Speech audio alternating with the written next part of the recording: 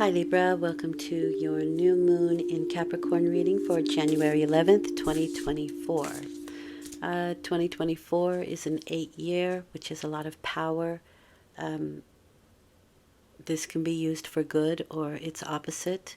Things can move quite swiftly. I believe at some point in the year, and I think it's January, where there may be a lot of planets that are in alignment, and that always moves things along a little bit swifter and a little bit easier. Well, easy, I don't know, because like I said, the power of 8 can be used for good or its opposite, and so there can be some tricksters this year. Do be mindful of who and what you're dealing with. But you yourself, if you have good intentions, I think things can move quite swiftly. Right, so the focus of this reading is number 4, people, teacher. 4 always brings instability and foundations, and so maybe we are dealing with a teacher who can give us some good foundation, somebody who can teach us something. You may be in school, you may not be, but that doesn't mean you're not learning something. But 4 brings always some good foundation and stability. It can also be a bit of a stubborn card because, you kind of have to push a cube along. It doesn't roll easy, if you know what I mean. So there can be some stubborn energy with that. But there can be somebody that you're learning from, or maybe you're the teacher and you're helping other people and teaching them something. That's the focus of the reading. But your focus is the devil. The devil are codependencies, temptation, depending on the rest of the cards. So we'll have a look there. It can be just a couple of weeks where things go awry. They don't go the way we want them to. And the interesting thing about that, though, is with teacher card there's something very important that you can learn from it, or that the other person can learn from it. Now, if you're being the antagonist, maybe you're the teacher in that sense of helping other people. I think sometimes it's kind of like this is what not to do, or how not to behave, or how not to act. But it is codependencies as well, so we may be trying to, let's say we have our New Year's resolutions of not eating too much, not eating sugar, not smoking, not drinking, weaning ourselves off of things that we feel like we're dependent upon, which can also be relationships or too much media or whatever. But it is things that we feel like we can't let go of, the devil. All right, well, let's see how that fits. The first card, or the first column rather, is where you find yourself at the time of the new moon, or if you are beginning something new. And the Ace of Swords is a new beginning here. And it's not a bad one, to be honest with you. Interesting. Okay, the second column is you and how you're dealing with the situation, how you're behaving, how you're reacting, what you're thinking about it, what you're saying and doing. And the third column is the probable outcome. Probable because some things we can change, some things we're meant to experience. It's always for our own growth, and something maybe we came here to have the experience of. So some things cannot be changed, some things can. It's duality. Everything is dualistic in this, in our reality, right? Okay, so let's have a look here. The Ace of Swords and the Nine of Pentacles is fantastic. It's really good. Ace of Swords is my yes card. It's also winter timing. So if you are looking towards timing of something, it can be during this winter time. The Nine of Pentacles is your legacy. It's being independent. It's good finances, that's for sure. Maybe you got the raise that you were hoping for. There's a lesson here, though. I do want to reiterate that. There's a lesson here for somebody. But there's enlightenment, there's triumph and security with that Ace of Swords, and a feeling of independence.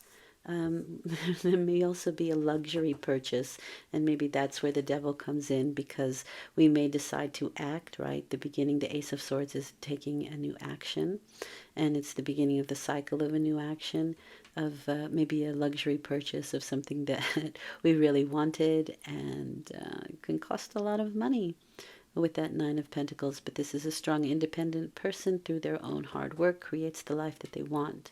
So it can even be that you are chained to your work. That can also be something here. But it can also be the influence of finances. This is also the inheritance card, by the way. Maybe somebody did receive an inheritance. That's also possible. The Ace of Swords is an interesting card. It is my yes card, but it is the beginning of an action. Now, the suit of the swords is probably one of the more difficult suits, and it is the mental and active energy. And let's face it, it is the mental, it's our thinking that we need to tame or get in alignment with, because there's such a thing as the monkey mind, right? Or it is, if we think that we need something, if we think that we have to have that big luxury purchase and we can't let it go, the thought just goes over and over and over in our head. Maybe that's something that we have to deal with. So, but this is finally sort of like taking action on it. We say yes to something. There's your 8. Nice. Whatever it is, things kind of move. There is a focus here. There's absolutely a focus with that 8 of Wands, and things can move swiftly. I don't know. It doesn't really give me anything negative. I think it's just maybe something that you've been wanting with the Devil card there. And it can be temptation for sure, because I do see another female here. But the 8 of Swords is a focus. And this is also somebody who's quite focused on luxury, on that sort of thing. The 8 of Wands is everything moving swiftly. It is the Law of Attraction card. It's associated with Sagittarius, and it is the Law of Attraction. So what you think about, you bring about, and you have this Ace of Swords with a new thought, or a new thought and action simultaneously. We think about it, we do it. And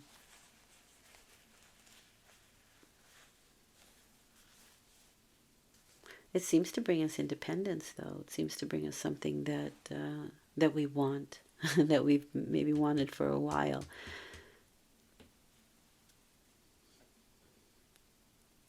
The 6 of Wands and the Moon, that I find interesting here.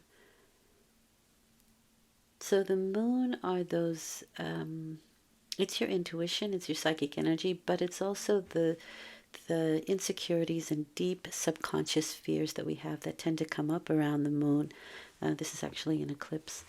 But so you may want to think back to the last eclipse that we had, if there's something there for you. But the 6 of Wands is, again, another victory card, but it comes after a period of pressure. It can be a little bit egotistical, and when we have the Devil card with that, there can be ego involved there.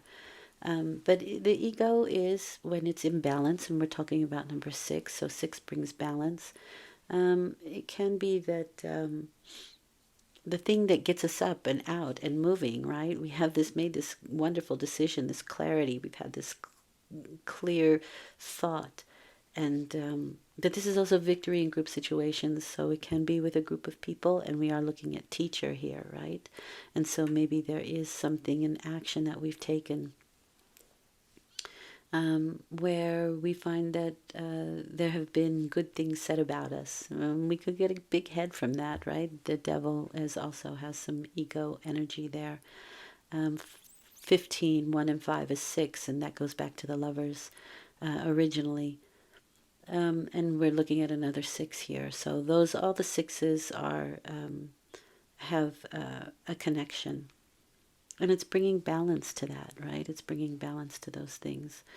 In this case, maybe bringing balance to some situations that we felt insecure about, that we were worried about, because this is the card of triumph and security, and this is the card of insecurity.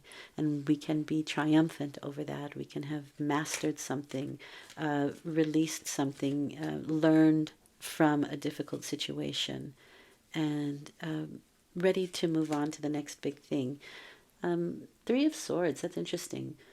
So this is the card of separation. It can be heartache. It can be dismal weather. But after that, I always think the Two of Swords makes the cut. But the Three of Swords, albeit we are dealing with emotions and a little bit of heartache, from that comes renewal, rebuilding, restructuring.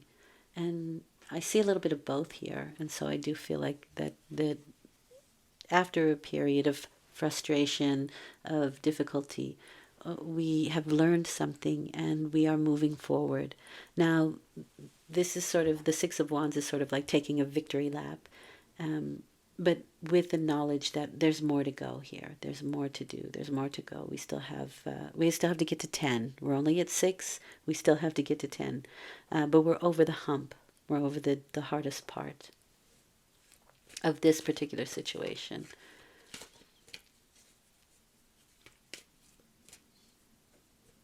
Now, the Hanged Man and the Queen of Cups. The Hangman is associated with the element of water.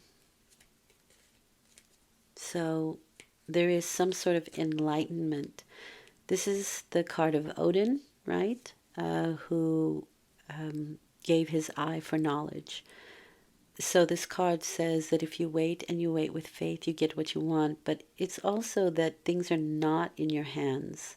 Not everything is in your hands at this time. And that can be the devil card, right? That can be, but there is enlightenment. Again, teacher, there's something that we learn from this. And very possibly, and with this card, it means a different perspective. We gain a different perspective. We can maybe see the other person's point of view, this Queen of Cups. Maybe this Queen of Cups is the person in charge. Maybe this is somebody that we are tempted by, or offers something tempting. Everybody wants to know the Queen of Cups, right? She's the heart of the situation, a very loving, kind individual. This is Scorpio card for me, and Scorpio is very intense, and there's desire with it and sexuality with the Scorpio, with the Queen of Cups. But she's quite intense as she's really looking at that cup, that very ornate cup. And remember, we are looking at something luxury here, so there does feel like there's, in Dutch we say hebberig. It's a little bit of a greedy, ooh, I want that, or that's shiny, I want to wear that, or I must have it, that kind of energy.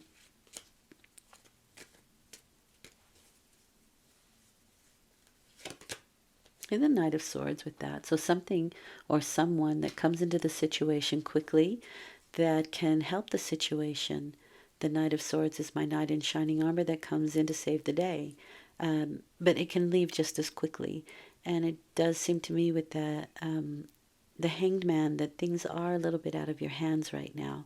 And this can be the teacher. Maybe this is the teacher. Maybe this is someone who comes in to show you something that can help balance out or help you progress a little bit further, because this is a group situation here. It's more than just you. But it is something that comes in quickly and quite unexpectedly. And but it leaves just as quick. It does leave something behind, though, which is knowledge, right? Enlightenment with that Hanged Man card. Your intuition is important here, especially with that Queen of Cups. But again, I feel like that's a person who's coming in to the situation. Sometimes the Six of Wands is marriage.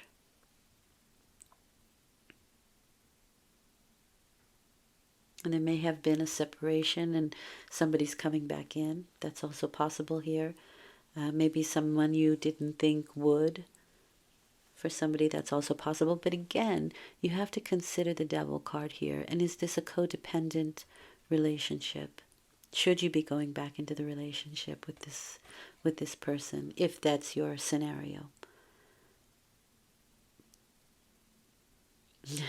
Again, it's also temptation. So for somebody, it could also be that you've been alone, right? You've been independent.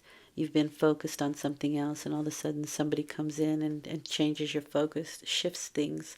But because of situations that have gone wrong in the past, you're a little bit wary. You're a little bit, I'm not sure if this is something that I want to step into. But it kind of comes in from out of the blue.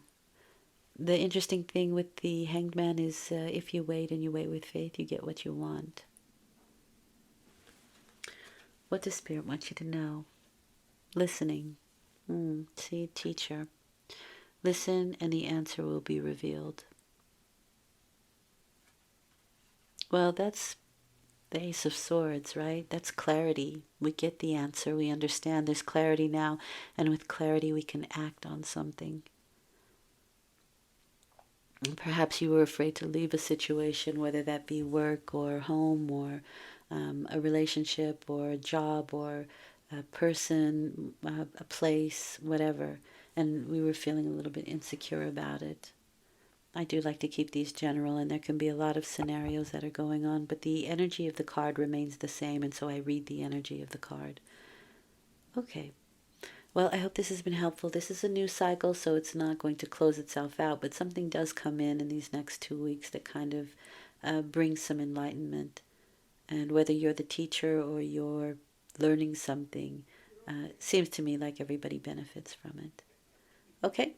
All right. Thank you for listening. I hope this has been helpful. I'll return in 2 weeks with a full moon reading. Until then, take good care and thanks for listening. It's appreciated. Bye for now.